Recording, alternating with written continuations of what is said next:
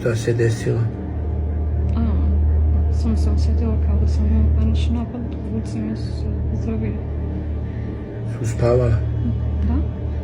To su pratioci iz Makedonije. Oni žive u Englesku. Kako su ušli u taj stan? Lekari kažu da je epilepsija. Mora da poštujete vaše dijagnoze lekara. Ali ima neke stvari što ne može niko da objasni.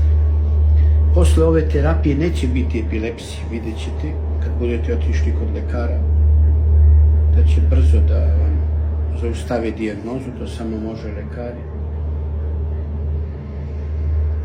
A i nešto da shvatite.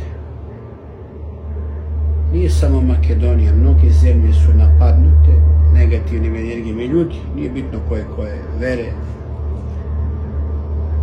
Ali ću doći, Makedonija, Srbija, Bosna, Hrvatska, Slovenija, Crna Gora.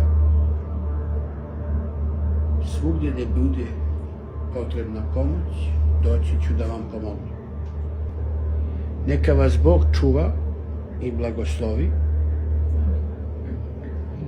i da će Bog da bude sve nadalje dobro. Amin.